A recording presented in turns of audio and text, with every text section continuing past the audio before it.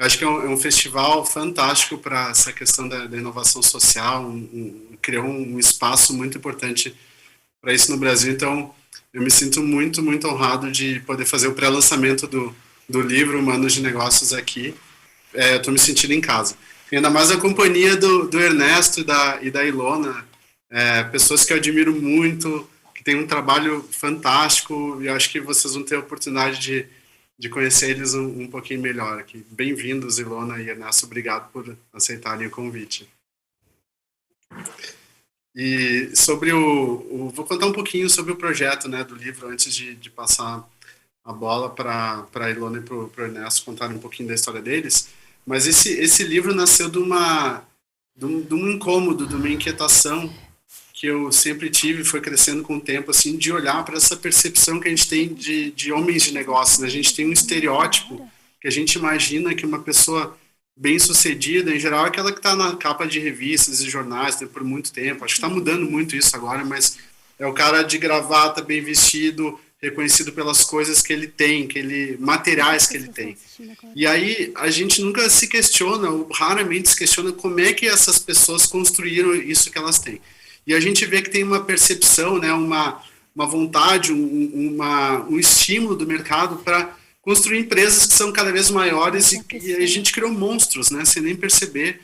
A gente criou corporações gigantescas que estão na mão de poucas pessoas, que nem sempre tomam as melhores decisões para o todo, né? A gente está vendo assim, um debate agora, nesse momento, sobre as Big Tech, também o poder de influência que elas têm, o governo americano pensando em quebrar o monopólio dessas empresas, como já aconteceu antes, algum tempo atrás, né, com a AT&T, muitos anos atrás, que foi um marco de olhar para assim, a responsabilidade que esses grandes negócios têm. E um dia eu estava pensando nisso e estava tomando banho, veio aquele insight de chuveiro, né, quando você está tranquilo lá, né, pensando na vida, e eu pensei, gente, por que tem essa coisa homem de negócio, né? Comecei a pensar nisso, e aí eu lembrei só de uma coisa, fazer um parênteses agora. Eu estou falando aqui do escritório, né? Eu sou o Rodrigo, tenho 44 anos, tenho um pouco de barba grisalha, bem pouco, ainda tô chegando lá. Tô usando uma roupa preta, estou falando aqui do meu escritório. Que tinha nos pedido para fazer a descrição. Então, ainda bem que eu lembrei. E aí eu estava pensando, né, nesse banho, nessa visão de que algumas pessoas que eu conheço, que são muito bem-sucedidas, sobre vários pontos de vista, não necessariamente são reconhecidas pelas coisas que elas têm, mas pela carreira que construíram, pelos negócios que construíram e pelo jeito de se colocar no mundo, que é um jeito um jeito inclusivo, que olha para todo mundo que está em volta, para o impacto. E alguns construíram empresas enormes com essa visão. Assim. E aí eu pensei que, em vez de homens de negócios, essas pessoas são humanos de negócios. E aí comecei a contar na minha cabeça quantos eu conhecia e resolvi pedir para entrevistar essas pessoas, para conhecer, para aprender com elas. Né? Eu tenho uma empresa também, enfim, queria me inspirar para poder fazer a minha parte de um jeito melhor. E aí, na minha cabeça vieram uns 10, 15 nomes e eu comecei a entrevistar essa turma e a primeira pessoa que eu entrevistei foi o Ernesto, que está aqui. E o Ernesto, ele vai contar um pouquinho depois, mas ele era o cara, né, típico, bem-sucedido do mercado financeiro, Harvard, né, formar MBA em Harvard, trabalhava no Citibank, o maior banco de investimento da época, comprava e vendia empresas e era reconhecido pelo valor que gerava comprando e vendendo empresas. Só que, por Ernesto, aquilo ali não era uma conta que acabou em algum momento não fechou muito bem. Daí a gente sentou, e depois eu vou passar a bola para o Ernesto, ele vai falar um pouquinho, e comecei a fazer perguntas sobre a vida dele, assim, perguntas profundas, né? E perguntas que entravam em dilemas, e perguntas que envolviam família, perguntas que envolviam decisões de vida muito pessoais. E o Ernesto foi de peito aberto com essa conversa, assim, contou tudo que estava, todas as decisões difíceis que fizeram ele chegar onde ele chegou hoje. E aquilo ali para mim foi muito inspirador, né, para o tipo de conversa que eu acabei tendo com outras pessoas na sequência. E aí, quando eu conheci a Ilona me convidou para fazer parte do movimento chamado Agora, um movimento político, eu admirava muito o trabalho dela já quando a gente se conheceu, e depois eu vi que essa mulher é de corajosa, impressionante, e na conversa que a gente né? Também a Ilona não fugiu de nenhum assunto, foi super aberta, e a Ilona já foi numa etapa mais avançada do livro, assim, na quantidade de entrevistas que eu fiz. Então deu para perceber assim que essa essência foi se mantendo. Então eu tenho muito orgulho das pessoas que fazem parte desse livro, desse projeto, do que elas significam de referência, de liderança que a gente precisa ter para construir essa nova etapa do mundo que a gente está construindo agora, né? Que vai precisar de decisões muito mais humanas, muito mais inclusivas, muito mais justas e que não estejam pensando apenas no nosso próprio umbigo, né? As decisões que a gente vai tomar, que envolvem milhões de pessoas, também vão ser muito importantes para o tipo de humanidade que a gente vai construir. Então, essa é uma pequena introdução para o projeto. Só para falar mais uma coisa antes, eu fiquei muito balançado na hora de fazer o lançamento do livro, porque foi um crowdfunding, né? Foi um financiamento coletivo. E eu ainda estava operando no modelo antigo, assim, tipo, precisa ter uma editora grande, que seja maior, que não sei o que vai chegar no lugar... E aí uma hora caiu minha ficha, não, gente, esse humano de negócio, o jeito de construir esse projeto, ele tem que ser de acordo com o que eu estou escrevendo ali. Né? Tem que envolver as pessoas, tem que envolver a comunidade, tem que fazer de algum jeito, mas foi com muito frio na barriga. E aí, no momento que eu resolvi fazer isso, eu mandei um e-mail para uma das pessoas que faz parte do projeto, falei assim, olha, você é muito inspirador para mim, eu gostaria muito de contar com o teu apoio, então eu queria que você fosse a primeira pessoa a saber que o crowdfunding está indo para a rua amanhã, né, se você achar que faz sentido participar de algum jeito. E aí essa pessoa fez uma doação de 20% do valor total do crowdfunding. Então para mim foi um super sinal, assim, tipo, vai que vai dar certo. E teve mais de 240 pessoas que colaboraram, né, no financiamento da campanha, sem contar muitas outras pessoas que colaboraram de muitos outros jeitos. A parte de agradecimentos do livro está gigante, porque eu resolvi fazer a história por trás do livro. Né? Então, como é que as pessoas foram se envolvendo. Então, eu espero que quem lê o livro tenha paciência de ler, porque eu acho que é muito legal poder reconhecer tanta gente envolvida. Então é isso. Ernesto e Ilona, muito obrigado por vocês estarem aqui. Eu vou primeiro pedir para passar a bola primeiro para a Ilona, né? E queria fazer uma pergunta que é a seguinte, Ilona, para começar, né? Você aceitou fazer parte do projeto? Como é que você se vê como uma humana de negócio, vamos chamar assim? Uma pergunta difícil, né, Rodrigo? Brincando aqui, um prazer enorme estar aqui. Eu sou Ilona, eu tô com uma blusa preta, eu sou morena, acho que não tão clara, mas para o Brasil eu sou branca, e tô com fone de ouvido também num escritório, sentada numa cadeira grande verde, então tô contrastando com a minha cadeira. É um enorme prazer, eu acho que a gente tem que falar muito de humanidade esses dias. E quando o Rodrigo me chamou para o projeto, eu fiquei pensando, olha, para muita gente eu não sou uma pessoa, uma humana de negócios, porque eu trabalho no setor social, mas primeiro é importante contar que mesmo no setor social, enfim, a gente também reproduz estereótipos e perfis de liderança que muitas vezes não são o que eu acredito que nos levará para o mundo que a gente está construindo, quer ver, né?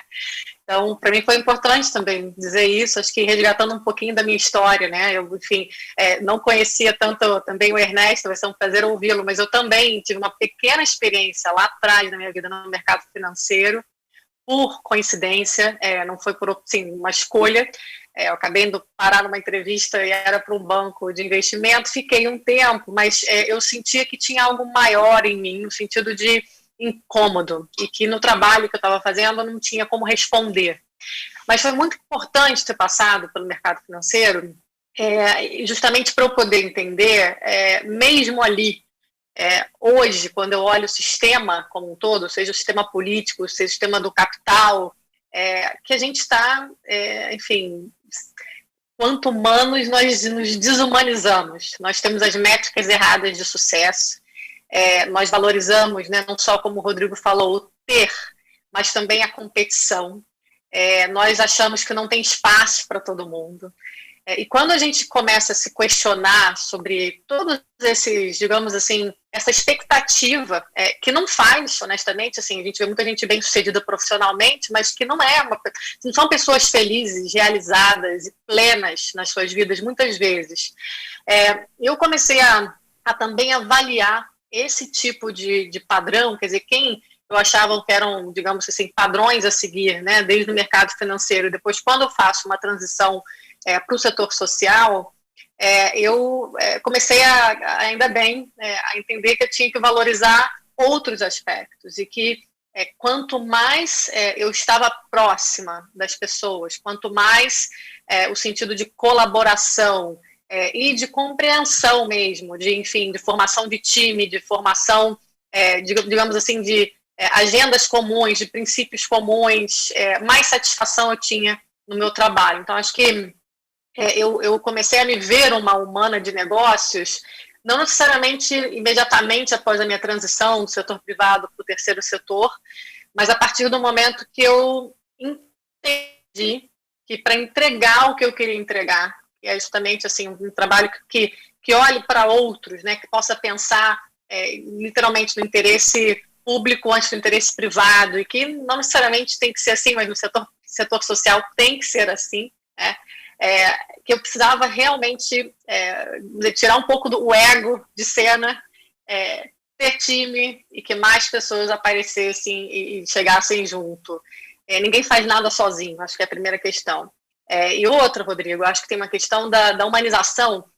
Quando a gente tem esse padrão, esse estereótipo de algo que é muito difícil de ser atingido, e que a gente finge muitas vezes que é o normal, você está moendo você por dentro, né? Então, muitas vezes também quando você se coloca num papel de competição, num papel de ter que estar em destaque o tempo inteiro, enfim, muita gente aqui já ouviu falar na síndrome de burnout, mas ela é muito comum em todos os setores, em pessoas que têm posições de liderança, né? Então, nesse momento que o Rodrigo está trazendo humanos de negócios, eu tenho pensado muito sobre um conceito, enfim, que eu chamo de lideranças responsáveis, e que é justamente isso, em qualquer lugar do mundo, esses humanos que estão em posições de liderança, hoje precisam saber que o lucro não é a única métrica, que a competição não é o vale tudo, e que não tem direito, de verdade, de colocar, digamos assim, o sucesso naquele benchmark daquele trimestre, que em geral é medido só pelo dinheiro, né, e pelo retorno dos investidores, na frente de um mundo possível para as próximas gerações. Então, quando a gente fala nessas lideranças, a gente tem que estar olhando nos 3 setores, a gente precisa cada vez mais entender que são seres humanos que precisam estar cumprindo um papel muito mais de colaboração e que têm responsabilidades para entregar em relação à nossa sociedade como um todo, e que, obviamente, os setores têm papéis distintos, mas que não se justifica mais, digamos assim, a busca pelo único fim, que, enfim, em muitos sentidos aí seja o ter, né, isso também no poder político é verdade, é o ter, não pode passar na frente do bem público, do bem comum. E eu acho que a gente vê cada vez mais gente andando nesse caminho. Então, deixa eu ouvir o Ernesto um pouquinho sobre isso também. Obrigado, Ilona. Eu já anotei algumas coisinhas aqui para a gente comentar depois. Ernesto, por que você...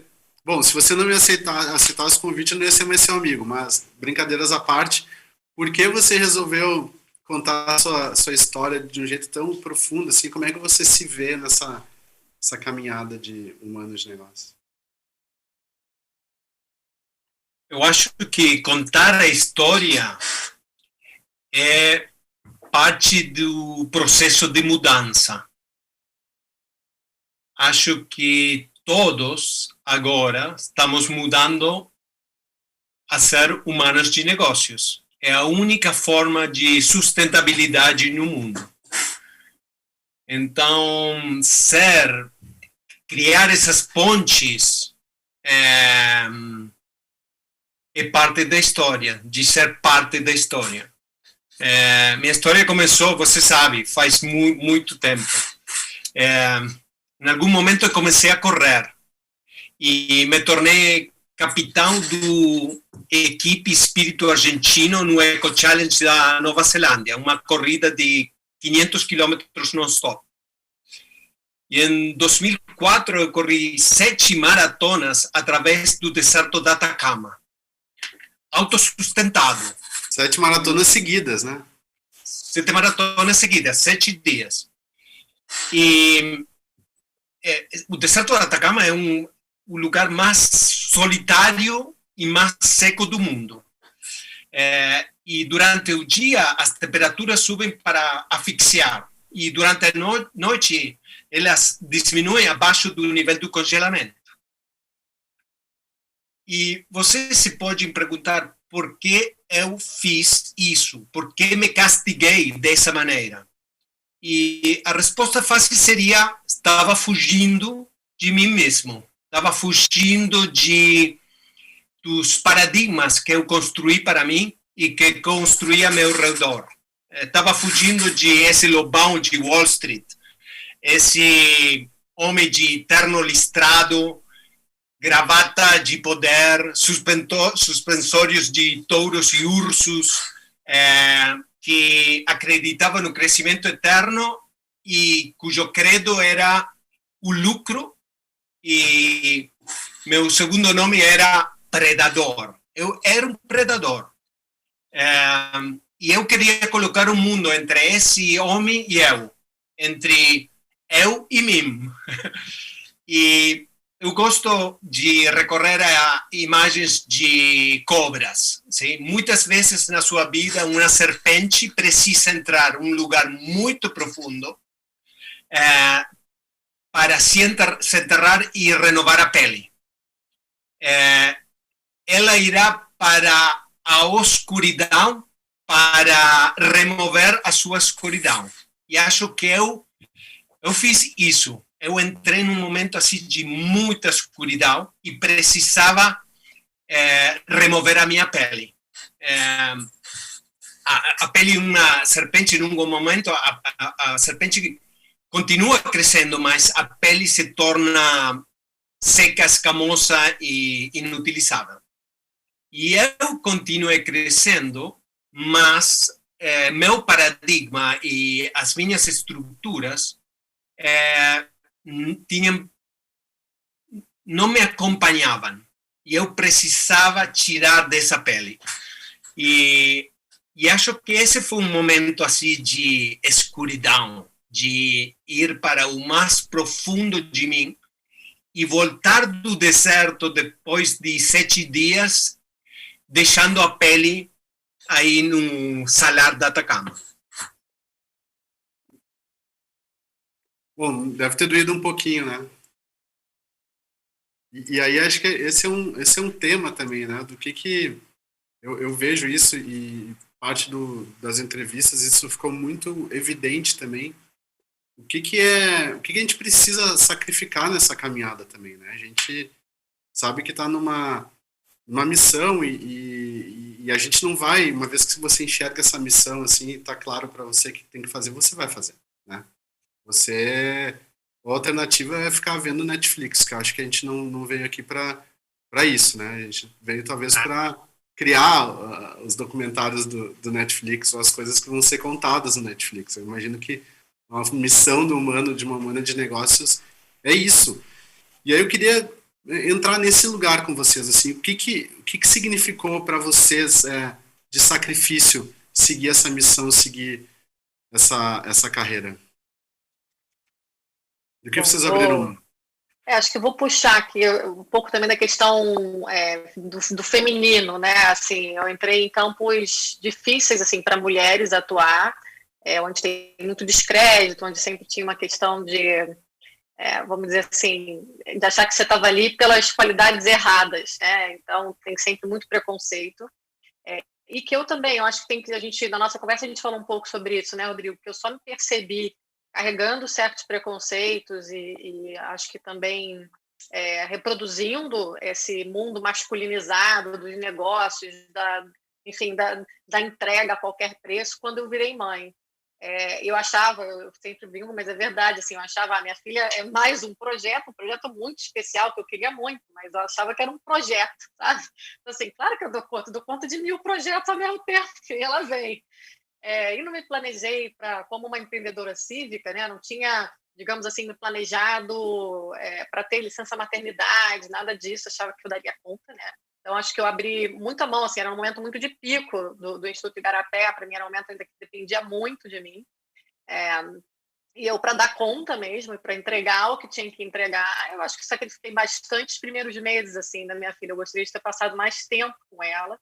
E ela, assim, é uma bênção, porque ela me ensina todos os dias a ser mais humano. Então, acho que até a maneira com que, digamos assim, eu já vim evoluindo na minha própria instituição, que era uma instituição majoritariamente feminina. O Igarapé tem quase 80% das pessoas que trabalham conosco que são mulheres.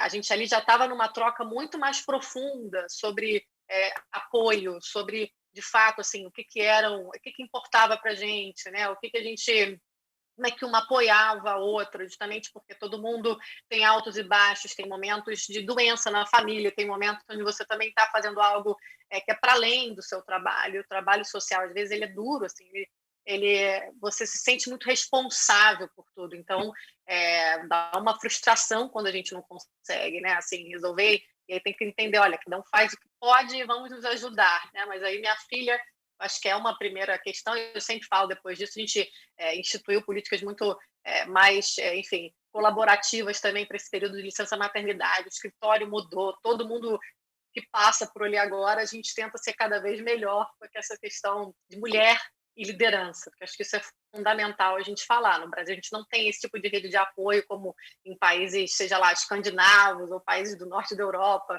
você tem essas estruturas, né? E você acaba representando aí, enfim, até enfatizando questões de desigualdade mesmo. Quem tem recurso paga babá, quem não tem não pode continuar trabalhando. Então, como é que a gente faz essa conversa? Então, acho que isso é uma das questões. E outra, assim, a vida pessoal, como eu trabalho movida por causas, muitas vezes as causas, assim, eu não tenho fim de semana, lua de mel, férias que eu não esteja trabalhando todos os dias, porque a conexão com os temas ela é muito grande, né? E aí, óbvio, eu tenho falado sobre isso, assim, nós precisamos abrir espaço para o lúdico, para respirar, para nos renovar, mas é um exercício, né? Para cuidar da saúde mental. Então, assim, eu me forço, porque me faz muito bem, até um tempo para yoga, mas assim, eu gostaria muito de ter um tempo para fazer uma aula de canto, aprender violão. Está na minha agenda, mas ainda não conseguia.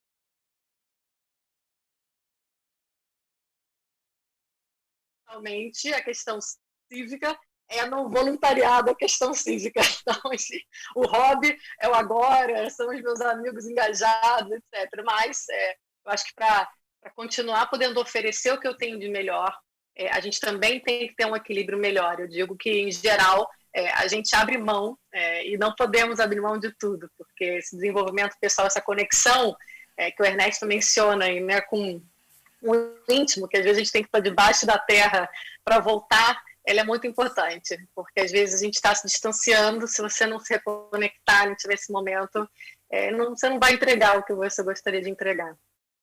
Ótimo ponto, Ilona. Antes de passar para o Ernesto, eu vou fazer um comentário, que quando eu escrevi o primeiro livro, foi para a Endeavor, em 2004, e eu perguntava para todas as pessoas que estavam lá, grandes empresários, todos nas capas de revistas, do que eles mais se arrependiam, do que eles mais se orgulhavam na carreira.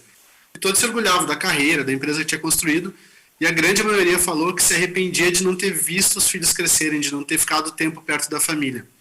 E aqueles, quando eu estava escrevendo o livro, meu filho tinha 10 meses, estava engateando na sala, hoje tem 16. Eu olhava para ele e falava, meu Deus, eu não quero chegar onde esses caras chegaram, tipo, super reconhecido no jornal todo dia, e olha para trás e perdeu uma coisa que nunca mais vai encontrar, né? Que é essa oportunidade de ficar com a família. Então, eu vejo que esse é um dilema muito presente, assim, e é uma coisa que foi tratada. E eu sei que para o Ernesto, né, esse momento que ele perdeu de estar com a família foi um momento chave também para essa virada que ele deu quando ele deixou de ser predador, vamos chamar assim. Pode comentar isso, Ernesto. Sim, eu quero voltar a umas palavras de Ilona. Acho que quando você se muda para um humano de negócios, você tem umas coordenadas de intenção e compromisso.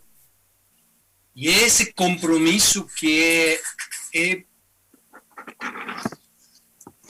difícil de explicar, porque você está sempre em compromisso, você sempre está atrás de uma intenção. E isso é muito forte. porque tudo muda, porque sua intenção é muito mais grande que o sistema atual capitalista, é mudar o mundo. E você está tentando encontrar pessoas que estão na mesma trilha. E quando você encontra, assim, outros humanos de negócios, essa atração, essa comunidade, essa confiança traz muitos benefícios aqui para o coração. E acho que agora estamos todos começando a caminhar a mesma trilha. O que aconteceu comigo é que quando voltei do deserto, 15 anos atrás, o problema mais grande era a solidão. Eu era um bicho estranho. Sim? Eu me aproximava aos empresários que eu tinha conhecido antes e era ou um ativista ou um louco. Mas agora tem muitas mais pessoas nessa jornada. O mundo está mudando em uma curva de exponencialidade incrível, para o bem e para o mal. Mas está em nós decidir, sim, nosso futuro. Porque a intenção e o compromisso é as características mais fortes de um humano de negócio. Eles têm muito claro a sua intenção e todos têm muito claro que demandam um compromisso muito grande.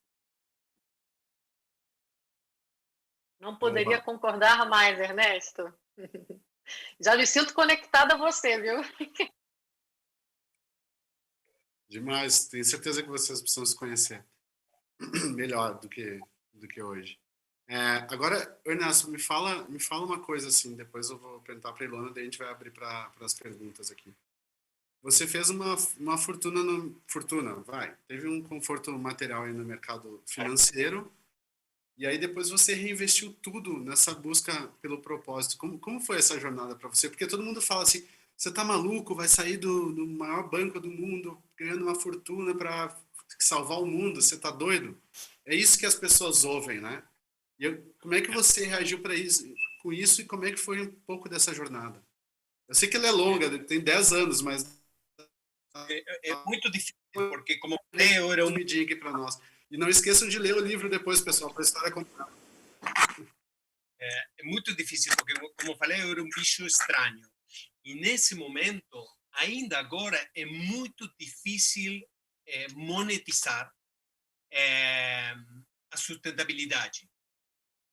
E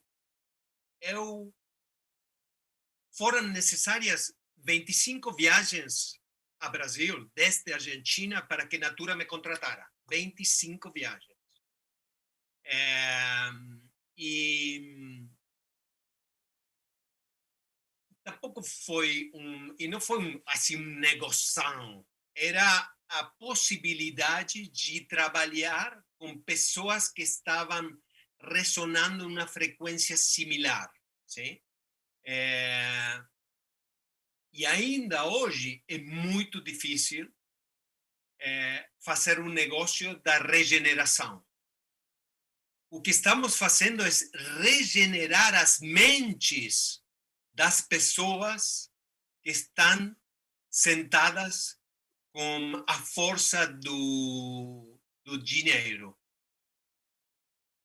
E isso é um princípio que é muito bom, mas é só uma semente. Então, esse compromisso, essa intenção é o que permite fazer a mudança. Boa. Bom, agora tem um monte de perguntas chegando aqui da plateia, vamos ver quais que a gente consegue encaixar. Tem uma para a Ilona aqui, que é como se manter sã e se cuidar quando somos a única mulher e estamos num ambiente tão hostil como o que você trabalha. Gente, a Ilona liderou acho que a maior campanha de desarmamento no mundo no início do ano 2000, né? E ajudou a avançar muito esse tema no Brasil, que recentemente está vivendo um retrocesso enorme. Então, eu queria perguntar também como é que ela olha para isso, ter que refazer parte do que estava fazendo num ambiente mais constrito, né? E sobre isso a Ilona acabou de lançar um livro agora que é sobre a defesa do espaço cívico. Super recomendo a leitura. Obrigada. Humanos de negócios primeiro, por favor. Não, acho que é super importante, vou responder as duas, assim, acho que onde eu me descobri, assim, onde eu pude de fato desenvolver, eu acho que o que a gente nunca termina, a gente está sempre em processo de melhoria, aprendizado, enfim, né, tô longe de ter atingido, digamos aí, eu quero estar sempre melhorando, mas aonde eu vi que minha jornada, assim, enquanto uma humana de negócios evoluiu, foi quando eu comecei a me juntar e até criar com outras pessoas essas redes de pares. Seja, lá atrás eu comecei já fazendo isso numa rede que chamava Rede de Transformação Pública, que era um grupo, basicamente, eram 6 amigos que escolheram cada um outras 6 pessoas nesse espírito que o Ernesto falou, pessoas bem diferentes, mas que se conectavam pela intenção e pelo compromisso. E dali, eu acho que eu comecei a me fortalecer para fora do que eu fazia, porque era muito difícil, enfim, seja mercado financeiro, seja na área de segurança pública, o padrão era muito parecido, para ser honesto, mesmo no terceiro setor, assim, nas minhas primeiras experiências, era muito masculino ainda, né? E aí depois é isso, o Garapé hoje é uma organização feminina, e as pessoas falam, meu Deus, vocês falam sobre esse tema? Sim, é mulher mesmo, e é de propósito, porque a gente tem uma mensagem para passar. Mas esse processo eu fui me fortalecendo à medida que eu fui me conectando com redes de pares, e a gente acha essas pessoas, e quando a gente acha essas pessoas, foi o que o Ernesto falou, assim, a gente vai se fortalecendo, numa dessas eu encontrei o Rodrigo também, e aí, vamos dizer, mesmo nos piores dias, você tem esse apoio. E como o Ernesto estava dizendo, a liderança ele é um processo muito solitário. E muitas vezes você tem que tomar decisões que são nada fáceis e que são, enfim, contra muitas vezes até o que você acha que dizer, o que seu coração quer fazer. Muitas vezes você tem que demitir alguém enfim, digamos assim, não problemas diretamente ligados àquela pessoa, mas seja lá, por projetos que acabaram, por não ter condições de continuar. Dias muito difíceis, em todos os sentidos, assim, né? Estou falando muito interno, mas dias que você é atacada, dias que tem notícias falsas contra você, todas essas coisas que hoje a gente convive. Se não fossem esses amigos que você faz nessa caminhada, tudo seria, dizer, você desistiria. Então, a liderança tem que se fortalecer, e eu acho que as redes de pares, redes de confiança são fundamentais. E aí, Rodrigo, você me pergunta sobre essa questão do controle de armas. Né? Assim, eu, pela sociedade civil, eu trabalhava numa organização que fez, de fato, foi fundamental para a mudança de lei, para a campanha de coleta de armas que teve, depois para a campanha do referendo. E foi um momento onde veio a agenda assim, da sociedade para o governo. E, novamente, a gente está falando de controle responsável de armas, né? Proibição, que, enfim, quem tenha dentro da lei e seja responsável, né? E que o governo também faça a sua parte para fiscalizar, para não deixar as armas caírem nas mãos erradas, enfim, para ter todo um controle também do uso da força pelas próprias forças de segurança do Estado. Então, foram anos de muito trabalho para tentar implementar uma lei que passou em 2003, mas que desde o primeiro momento teve muito ataque a essa lei. Acontece que, desde 2019, essa lei vem sendo desconstruída por, enfim, decretos, portarias e outras normativas, que a gente acredita que algumas delas são inconstitucionais. A gente tem participado aí junto com outros atores de representações no Supremo Tribunal Federal para julgar justamente a constitucionalidade, por exemplo, de alguns decretos. É muito, muito difícil falar isso, mas eu acho que parte da questão do que a gente está vivendo é que a gente deu o processo democrático como certo. Na minha cabeça, tinha muito a fazer, mas a gente estava num caminho de consolidação democrática. Então, a gente agora está sendo assim, chacoalhado para dizer, olha, isso não estava dado, vocês acharam que estava dado, porque, enfim, né, eu cresci nessa transição da ditadura para a democracia, então acho que é o momento da gente, de fato, se perguntar o que eu posso fazer, qual é o meu papel cívico, porque precisamos muito. Essa questão da intenção e do compromisso, se você se vê como liderança, ou se você vê como um cidadão engajado, se você quer transformar a sua realidade, a gente precisa se conectar, né? E, obviamente, também eleger as lideranças corretas. Então, tem sido difícil enfrentar retrocessos, tem sido, vamos dizer, assim, tem penalidades pessoais, porque é um momento onde o dissenso ele não está sendo aceito em público, né? Então, tem muita campanha contra pessoas que pensam diferente, mas, novamente, essas redes de pares, redes de confiança e a conexão com pessoas que têm aí esses, digamos, os princípios maiores no coletivo, que a gente se conecta, é o que salva, é o que me deixa sã e o que não me deixa parar, porque, enfim, na verdade também me alimenta, né? Trabalhar pelo propósito, para mim, me alimenta. Eu sou uma pessoa muito realizada, sou muito feliz, eu quero realizar muito, mas eu sou uma pessoa muito feliz porque eu consigo estar fazendo o que está conectado com o meu coração também, não só, enfim, com as minhas necessidades, né? Então, acho que eu recomendo seriamente que se conectem, independente do setor que você tiver, mas faça aquela diferença onde quer que você esteja. É muito bom. Boa. Perfeito, Ilona. Até tem uma pergunta que é complementar a essa, eu vou fazer para o Ernesto aqui, que é a seguinte: como fazer a transição de um homem de negócio para humano de negócio? O que precisa ser ajustado? Acho que precisamos despertar ou precisamos acionar nosso desejo de despertar. Estou seguro que todos vocês sentem um desconforto. Se você não sente na mente, está sentindo no coração. E é preciso confrontar esse desconforto proativamente, ir em busca, sair da negação, da apatia. Demanda esse compromisso, demanda uma busca, um desejo, uma busca de propósito. Todos nós temos um propósito, todos nós estamos aqui neste mundo para cumprir com um propósito.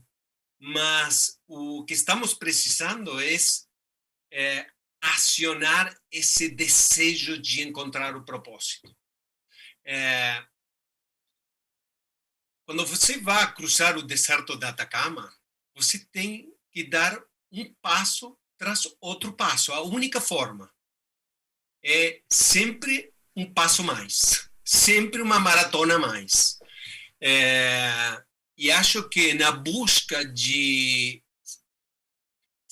Todos somos humanos de negócios. Estamos dentro de um paradigma antigo, competitivo, individualista, separatista, extrativo. Não somos assim os humanos. Todos somos humanos que podemos fazer negócios para o bem-estar da sociedade. Eu acho que isso é o desejo de despertar. Boa. Bom, a gente está chegando no final aqui. Eu adorei o papo, passou super rápido, né? Eu sabia que isso ia acontecer, que não ia dar para perguntar tudo. Muito rápido, mas foi bom demais. Me deixa muito feliz, porque eu acho que foi bom. E aí eu queria fazer uma pergunta final aqui, aproveitando que a gente tem mais, acho que 1 minutinho, tá? 1 minuto. Por que a gente deve continuar otimista? A gente Partindo não da pode premissa que somos otimistas, tá? Não, sim, eu sou uma idealista pragmática, mas eu sou otimista, tenho esperança, porque o pessimismo é um luxo que a gente não pode se dar no momento. A gente tem aí um compromisso, responsabilidade com as próximas gerações. Eu acho que não temos opção. São muitas as crises e a gente tem, eu acho que as pessoas que estão aqui têm o privilégio de poder fazer mais do que muitas outras que não tiveram acesso ao mínimo, que eu acho que a maior parte das pessoas que nos escutam aqui tiveram. Então, a gente não tem opção. Deixe pessimismo para outra hora. Temos 10 anos aí para transformar o mundo e depois a gente fala mais sobre isso. Boa. Ernesto? Eu acho que tudo vai dar certo no final. Se ainda não deu certo, não é o final. Ótimo. Bom, queria agradecer ao pessoal do Social Good Brasil, queridos que estão nessa empreitada há muito tempo já. Fico super feliz de ver o tamanho que o festival ganha a cada ano que passa, inclusive com essa redesenho que precisou acontecer por causa da pandemia, que também vai passar, pessoal, uma hora vai passar, por enquanto tentem ficar em casa o máximo que der. E dizer que o livro já está em pré-venda, fazendo merchandising aqui no site da Editora Voo, editoravoo.com.br. Eu tenho certeza que vocês vão amar as histórias das pessoas que estão lá, principalmente, também, né, não principalmente, todas são muito boas, mas do Ernesto e da Ilona que tiveram a generosidade de compartilhar com a gente aqui nesse momento. Pessoal, muitíssimo obrigado, admiro muito o trabalho de vocês, fiquem bem. Obrigada, Rodrigo, sucesso para o livro e para todo mundo do Social Good também. Um abração, Ernesto, prazer. Muito obrigado. Muito obrigado. Tchau. Tchau. Beijos.